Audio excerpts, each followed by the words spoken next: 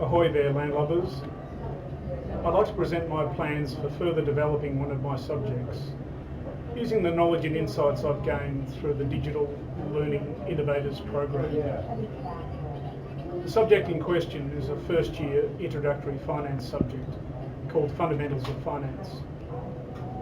This subject has been developed into a blended learning subject over the past couple of years. The learning resources include high-quality online videos and interactive content, and well-designed face-to-face seminars. Besides the exam, the assessment comprises online quizzes, written seminar quizzes, and an assignment that covers 4 weeks of content. The results have improved significantly since the switch to blended learning and ongoing improvements to the subject. However, as I'm sure you will all agree, there is always room for improvement, and we should be constantly striving to achieve that improvement. We began this program by identifying a problem that needed to be addressed. The biggest problem in my subject is a reluctance on the part of many students, in particular as they get further into the semester, to engage with the online material. The theory is that students gain a solid understanding of the subject content before coming to the seminar, and then use the seminar to consolidate their understanding. Many students, perhaps the majority, find the seminars so useful they figure they can learn everything they need from them and come to the seminars without bothering to engage with the online content. The upshot of this, of course, is that they get much less out of the seminars than they would if they had a grasp of the content before coming to the seminar. So how can I solve this problem? The various elements to the solution include changes to all aspects of internal assessment: online quizzes, seminar quizzes, and the assignment. The online content is divided into topics, and each topic is divided into 3 or 4 lessons. Each lesson is followed by a short 4-question multiple choice quiz to allow students to test their understanding of the preceding lesson. These quizzes are designed so that students can attempt each question multiple times, so they become as much a learning exercise as assessment. Theory questions are drawn randomly from a question bank, and calculation questions are algorithmic, which means that the numbers are randomly generated and the LMS is programmed to calculate the correct answer based on those randomly generated numbers. At the moment, students can attempt each quiz 3 times, and the best result counts. The deadline is at midnight on the Sunday after each seminar. The quizzes are worth a total of 20%. My plan is to allow students 2 attempts before their seminar and 2 attempts afterward. At this stage, the intention is to give 5% assessment weighting to their best result out of the first 2 attempts and 15% to their best result out of the final 2 attempts. I plan to test this regime at summer school.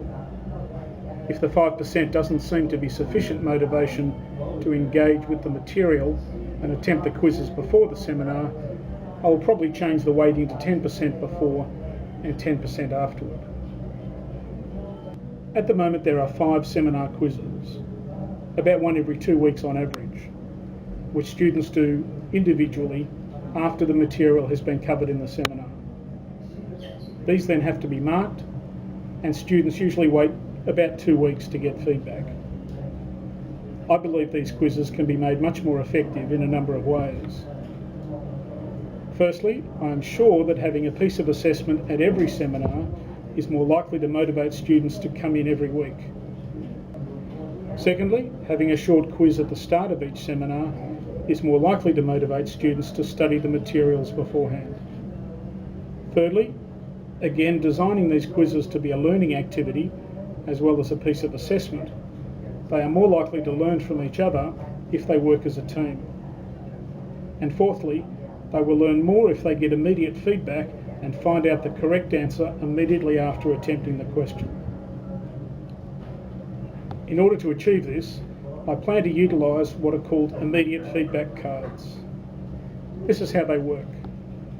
Each card has 10 rows of panels, one for each question, with panels for answers A, B, C and D.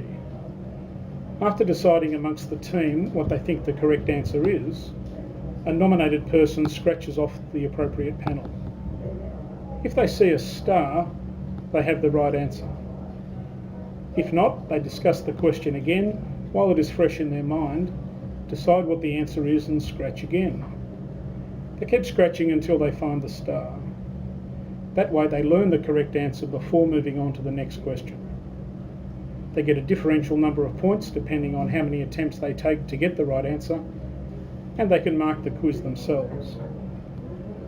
I've trialled these in another subject and they seem to be very effective, not only for pedagogical reasons, but because the students seem to really enjoy using them.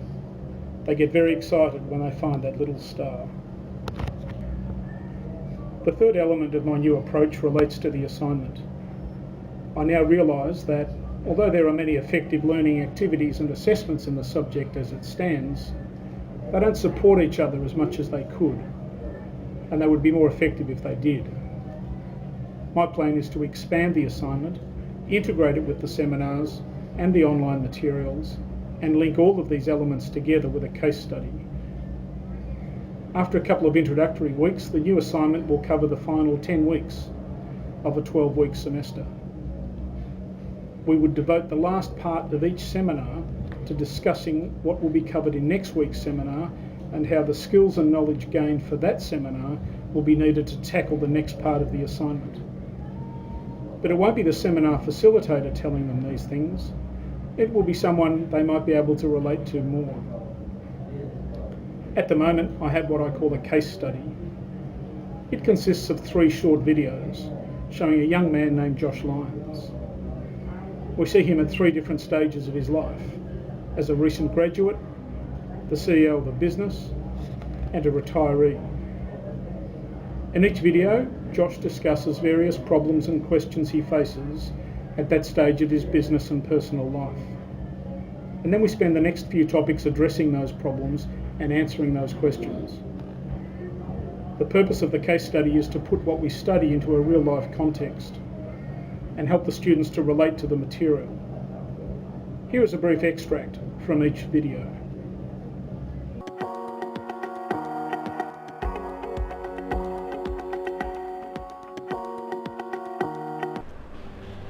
Hi, I'm Josh Lyons, and I've just graduated from La Trobe. Woohoo!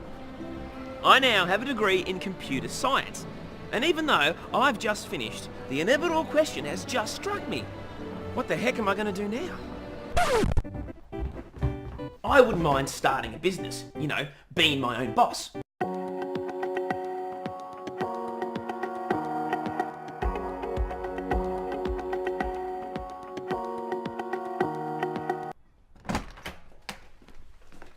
Hey, Josh Lyons here.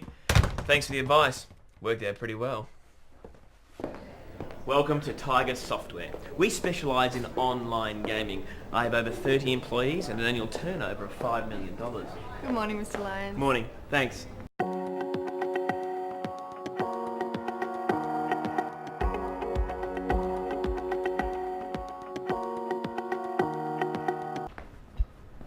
Hey, Josh Lyons again. Well, here it is. Had a good run, I guess. Sure I'm going to miss the place.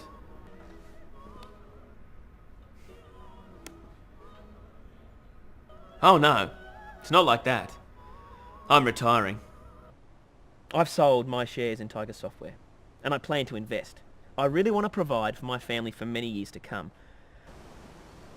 I've got a lot to learn. Now, I finally might have the time for it.